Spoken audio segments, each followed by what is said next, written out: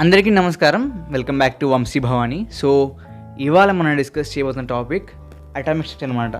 So మీకు తెలిసే ఉంటుంది, రీసెంట్గా వంశీ భవానీ ఛానల్లో ఈ లాక్డౌన్ టైంలో మీరు నేర్చుకుంటారని చెప్పి ఐఐటీ జేఈ వాళ్ళ ఆస్పిరెంట్స్కి హెల్ప్గా అయ్యేలాగా కొత్తగా ఈ +2 సిలబస్ కూడా కవర్ చేయడం స్టార్ట్ చేశాం కదా. సో అందులోనే భాగంగా ఇవాళ మనం అటామిక్ స్ట్రక్చర్ డిస్కస్ చేసుకోబోతున్నాం. సో అటామిక్ స్ట్రక్చర్లో ఫస్ట్గా మనం డిస్కస్ చేయబోతుంది ఏంటి అంటే డిస్కవరీ ఆఫ్ న్యూక్లియస్ అనమాట. Okay, discovery of nucleus. So ఈ డిస్కవరీ ఆఫ్ న్యూక్లియస్ గురించి స్టార్ట్ చేసుకునే ముందు ఒకవేళ మీరు ఈ ఛానల్ కొత్త కనుక please go ahead and subscribe to Vamshi Bhavani and ఈ వీడియో ఎండ్ వరకు చూడండి. నచ్చితే కనుక కంపల్సరీగా లైక్ చేయండి. Okay, so let's get started.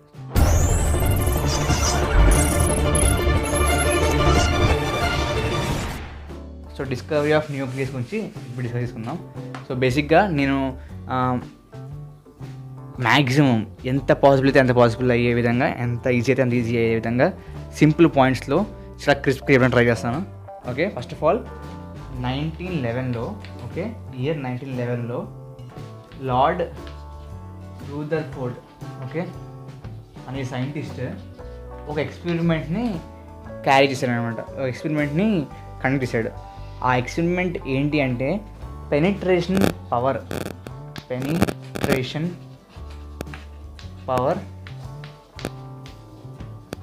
Of alpha రేస్ని తెలుసుకోవడం కోసం ఎక్స్పెరిమెంట్ కండక్ట్ చేశాడు అనమాట. సో పెనిట్రేషన్ పవర్ అంటే ఏంటి అంటే ఈ ఆల్ఫా రేస్ అనేవి ఎంత స్ట్రాంగ్గా ఒక సర్ఫేస్ కానీ, ఒక ఆబ్జెక్ట్ కానీ, ఒక మెటీరియల్లోకి పెనిట్రేట్ అవ్వగలవు ఆర్ పీర్స్ అవ్వగలవు. అంటే బేసిక్గా పెనిట్రేట్ మీనింగ్ ఏంటి అంటే ఒక రకంగా దూరడం అనమాట. సో లైక్ ఫర్ ఎగ్జాంపుల్ మీరు ఒక సూది తీసుకున్నారు, ఆ సూదిని ఒక క్లాత్లోకి గుచ్చారు. సో అప్పుడు ఏమవుతుందంటే యాక్చువల్గా ఆ సూది అనేది ఆ క్లాత్లోకి పెనిట్రేట్ అవుతుంది. సో పెనిట్రేట్ అంటే బేసిక్గా టు ఇన్సైడ్ అనమాట. Okay, so penetration power of ఎక్స్రేస్ని కనుక్కోవడం కోసం లార్డ్ రూదర్ఫోర్డ్ అనే సైంటిస్ట్ ఒక ఎక్స్పెరిమెంట్ కండక్ట్ చేశాడు. ఓకే, ఆ ఎక్స్పెరిమెంట్ ఎలా కండక్ట్ చేశాడంటే ఈ ఆల్ఫా రేస్ని గోల్డ్ ఫాయిల్ ఉంటుంది కదా, గోల్డ్ ఫాయిల్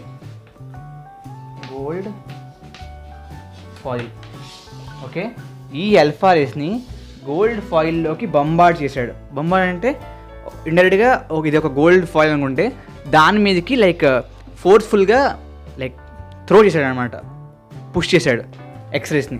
సో దాన్ని బంబార్డింగ్ అంటారు. బంబార్డ్ చేశాడు. అండ్ అతను కండక్ట్ చేసినప్పుడు ఈ గోల్డ్ ఫాయిల్ యొక్క థిక్నెస్ ఎంత అంటే, ఆయన తీసుకున్న గోల్డ్ ఫాయిల్ థిక్నెస్ ఎంత అంటే 10⁻⁻⁴ mm అనమాట. ఓకే, సో బేసిక్గా ఇవన్నీ కూడా ఏంటి అంటే ఈ సైంటిస్ట్ పేరు కానీ, ఈ థియరిటికల్ బిట్స్ కానీ మీకు ఎంసెట్లో వచ్చే అవకాశం ఉంటుంది. జేఈలో అయితే ఇటువంటి క్వశ్చన్స్ రావు. బట్ బేసిక్గా మీకు అంతా కవర్ చేయాలని చెప్పి ఇవన్నీ కూడా చెప్తున్నాను. ఓకే, సో ఆయన ఈ ఎక్స్పెరిమెంట్ కండక్ట్ చేసినప్పుడు 4 విషయాలని గమనించాడు. ఆ 4 విషయాలే చాలా ఇంపార్టెంట్. ఆ 4 విషయాలు ఏంటి అంటే, సో ఫస్ట్ విషయం ఏంటి అంటే చాలా మటుకు ఏవైతే ఆల్ఫా పార్టికల్స్ ఉన్నాయో, ఆల్ఫా పార్టికల్స్ ఏవైతే బంబార్డ్ చేశాడో గోల్డ్ ఫాయిల్లోకి, దాంట్లో చాలా మటుకు okay most of the alpha particles ఏమి అంటే ఆ గోల్డ్ ఫాయిల్ ఏదైతే ఉందో, ఏదైతే మనం గోల్డ్ ఫాయిల్ తీసుకున్నామో ఆ గోల్డ్ ఫాయిల్ నుంచి ఎటువంటి డిఫ్లెక్షన్ లేకుండా, అంటే ఎటువంటి బెండింగ్ లేకుండా ఏ డైరెక్షన్లో పంపించాడో అది డైరెక్షన్ బయటకు వచ్చేసాయి. That was the first observation. First observation ఏంటి, most of the alpha particles ఏదైతే ఆయన పంపించాడో దాంట్లో చాలా మటుకు ఆ గోల్డ్ ఫాయిల్ నుంచి డైరెక్ట్గా ఎటువంటి డిఫ్లెక్షన్ లేకుండా బయటకు వచ్చేసాయి. ఎటువంటి డైవర్షన్ లేకుండా, ఎటువంటి బెండింగ్ లేకుండా స్ట్రైట్గా ఎలా పంపించాడో అలా బయటకు వచ్చేసింది అనమాట.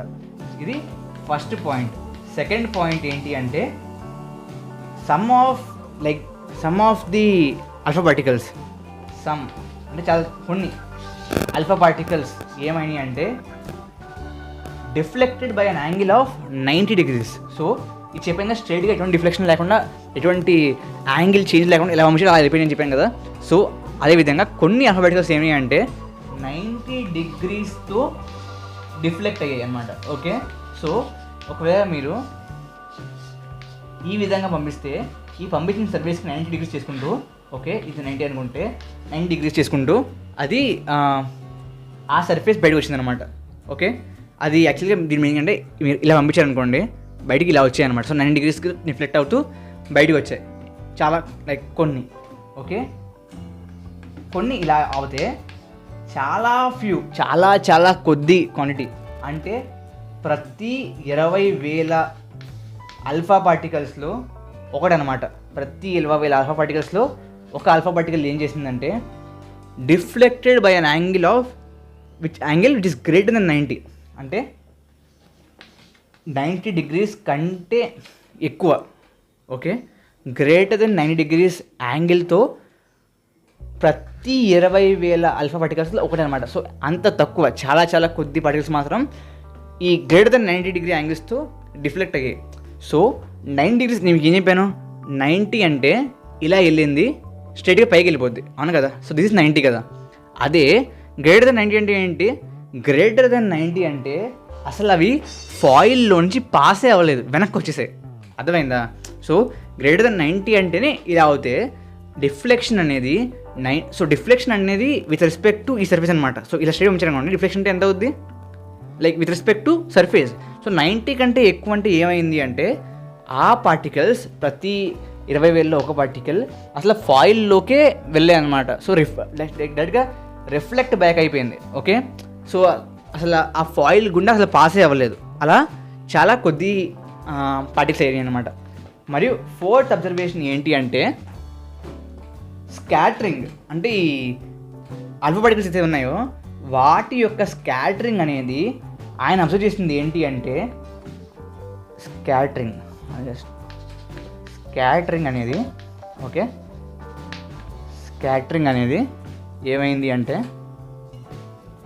స్కాటరింగ్ ఆఫ్ ఆల్ఫా పార్టికల్స్ ఆయన అబ్జర్వ్ చేసింది ఏంటి అంటే ఈ స్కాటరింగ్ ఆఫ్ ఆల్ఫా పార్టికల్స్ అనేది డైరెక్ట్లీ ప్రపోర్షనల్ దేనికి 1/sin ఆఫ్, నేను కొంచెం ఇది రఫ్ చేసి మళ్ళీ రాస్తాను. నేను హోప్ లైక్ ఈ ఫస్ట్ 3 పాయింట్లు మీరు నోట్ చేసుకున్నాను అనుకుంటున్నాను. సో 4th పాయింట్ ఈ స్కాటరింగ్ ఏదైతే ఉందో ఈ స్కాటరింగ్ అనేది ఆయన అబ్జర్వ్ చేసింది ఏంటంటే directly proportional to 1/sin⁴ of θ/2. θ అనేది లైక్ ఏ యాంగిల్తో అవి దాన్ని ప్రొజెక్ట్ చేయాలని చెప్పి. సో ఇది ఒక ఇంపార్టెంట్ ఫార్ములా అటామిక్ స్ట్రక్చర్లో కూడా, లైక్ దీని మీద ప్రాబ్లమ్స్ మీకు రావచ్చు.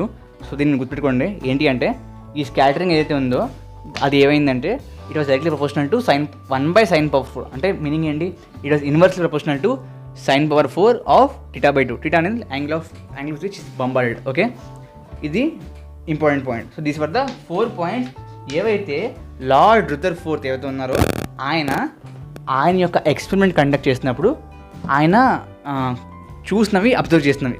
ఓకే, సో ఈ అబ్జర్వేషన్స్ని చూసి, సో ఈ అబ్జర్వేషన్స్ వల్ల ఏమైంది అంటే మీకు తెలిసే ఉంటుంది, జేజే థామ్సన్ అనే ఆయన ఫస్ట్లో బిఫోర్ ఆల్ దీస్ మోడల్స్, ఇప్పుడు మనం చదువుకుంటున్న మోడల్స్ అన్నిటికంటే ముందు ఈ జేజే థామ్సన్ అనే ఆయన ఒక సైంటిస్ట్ ఒక మోడల్, అటామిక్ మోడల్ ప్రపోజ్ చేశాడు. దట్ వాస్ లైక్ ఏంటి అంటే మన వాటర్ మెలన్ ఉంటుంది కదా, ఆ వాటర్ మెలన్లో మనకి గింజలు ఉంటాయి కదా. సో ఆ విధంగా మనకి ఏమంటారు, ఆయన ఏం చేశారంటే ఒక ఏమంటారు పాజిటివ్ మ్యాటర్ అనేది ఉంటుంది, దాంట్లో నెగిటివ్ పార్టికల్స్ అనేవి ఇలాగా లైక్ సీడ్స్ని వాటర్ మెలన్ లాగా ఉంటాయి అని చెప్పి ఒక మోడల్ ప్రపోజ్ చేశారు. ఈ మోడల్ తప్పు అని చెప్పి ఈ యొక్క అబ్జర్వేషన్స్ వల్ల తేలిందనమాట. ఈ అబ్జర్వేషన్ ఏవైతే రుదర్ఫోర్డ్ చేశారో అవి ఏం చేశాయంటే నేను చెప్పినట్లుగా ఈ జేజే థామ్సన్ ప్రపోజ్ చేసిన వాటర్ మెలన్ మోడల్ ఆఫ్ యాటమ్ని డిస్కార్డ్ చేసేందుకు తోడ్పడ్డాయి. ఓకే, సో ఆ అబ్జర్వేషన్స్ వల్ల ఇది తప్పని చెప్పి ప్రూవ్ అయిందనమాట. ఓకే, ఆ తర్వాత ఈ యొక్క ఎక్స్పెరిమెంట్ వల్ల వాళ్ళు చేసిన మెయిన్ ప్రపోజల్ ఏంటి అంటే మెయిన్ మన యొక్క కంక్లూజన్ ఏంటి అంటే ఏదైతే మనకి యాటమ్ ఉంటుందో దాంట్లో positively charged central heavy mass atom యొక్క సెంటర్లో ఉంటుందని చెప్పి ప్రపోజ్ అనమాట. ఏంటి, positively charged, okay, positively charged central heavy mass. Positively charge central heavy mass ఒక యాటమ్ యొక్క సెంటర్లో ఉంటుంది అని చెప్పి ఈ అబ్జర్వేషన్స్ వల్ల ఆయన ఒక కంక్లూషన్ అనేది వచ్చారనమాట. ఓకే, సో దాన్నే ఆయన న్యూక్లియస్ అనే పేరు పెట్టారు. Okay,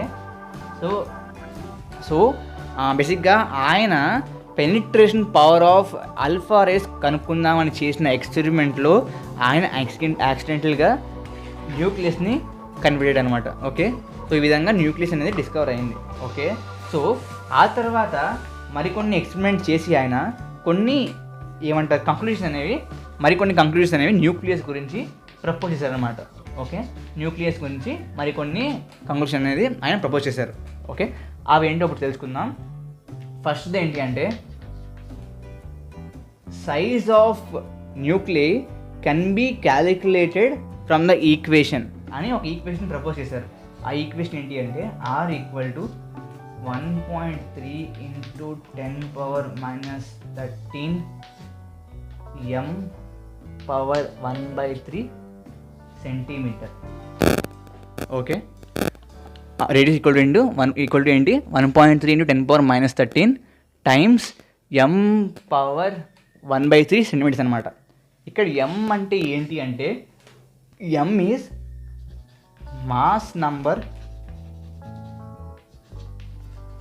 okay, m is mass number and ఈ r అంటే ఏంటి రేడియస్ నేను చెప్పినట్లుగా. ఓకే, ఈ మాస్ నంబర్ పవర్ 1/3 × 1.3 × 10⁻13 సెంటీమీటర్స్ ఉంటుంది ఒక రేడియస్ ఒక న్యూక్లియస్ యొక్క రేడియస్ అని చెప్పి ఆయన చెప్పారు. This was the first thing. Second ఏంటి density of nucleus assume to be spherical. ఒకవేళ న్యూక్లియస్ని స్పెరికల్ అని అజ్యూమ్ చేసుకుంటే కనుక దాని డెన్సిటీ ఏమని చెప్పి ప్రపోజ్ చేశారంటే ఆబ్వియస్లీ మనకు తెలుసు mass by volume. Okay, mass by volume అని తెలుసు కదా. సో ఆయన దీన్ని ఎలా ప్రపోజ్ చేశారంటే mass number by Avogadro number into 1/4/3 πr³. I hope ఇది అర్థమైందని చెప్పి. సో డెన్సిటీ ఆఫ్ న్యూక్లియస్ ఎలా అనుకోవచ్చు అంటే mass number by Avogadro number into ఇది యాక్చువల్గా ఇక్కడ అనమాట ఇంటూ దిస్ థింగ్ ఇక్కడ. Okay, into 1/4/3 πr³. సో దీన్ని మరింత క్యాలిక్యులేషన్ చేస్తే ఏమవుతుంది అంటే = 1/4/3 π ఎంత 3.14 r³ అవుతుంది. అది r³ పక్కన పెడితే Avogadro number 6.023 × 10⁻23 into 1.3 into 1.3 into 1.3 cube కాబట్టి 10⁻39 అంటే అప్రాక్సిమేట్లీ = 1.80 ఇంటూ 10⁻14 g/cm. ఇది ఆయన క్యాలిక్యులేట్ చేసిన డెన్సిటీ అనమాట. Okay, this was the second important point. Okay, third point ఏంటి అంటే డైమెన్షన్స్ ఆఫ్ న్యూక్లియస్ ఆయన ప్రపోజ్ చేశారు. సో డైమెన్షన్ ఆఫ్ న్యూక్లియస్ ఆయన ఏం చెప్పారంటే it will be of order 10⁻6 mm అని చెప్పాను. Sorry, not mm, nanometre, mm. ఆయన ఏం చెప్పారంటే ఆ న్యూక్లియస్ యొక్క dimension approximately of the order 10⁻6 nanometres ఉంటుందని చెప్పి ఆయన ప్రపోజ్ చేయడం జరిగింది. Okay, these are the 3 important conclusion వచ్చింది. సో ఐ హోప్ మీకు అర్థమైందని చెప్పి. And this was our first video అండి. ఖచ్చితంగా మీ యొక్క కమెంట్స్, మీ యొక్క సజెషన్స్ ఇంకా ఏ విధంగా దీన్ని ఇంప్రూవ్ చేయొచ్చు ఆర్ మీకు దీంట్లో ఏది బాగా నచ్చిందని చెప్పి మీరు కమెంట్ చేయండి. నచ్చితే లైక్ చేయండి. అండ్ ఇంపార్టెంట్ థింగ్ అండి, తెలుగులో I don't think there are many JEE tutorials అని చెప్పి. సో ఇటువంటి ట్యూటోరియల్స్ని కంపల్సరీగా మీ ఫ్రెండ్స్కి షేర్ చేస్తారని చెప్పి మనస్ఫూర్తిగా ఆశిస్తున్నాను. Thank you very much for joining us today. జై హింద్, జై భారత్.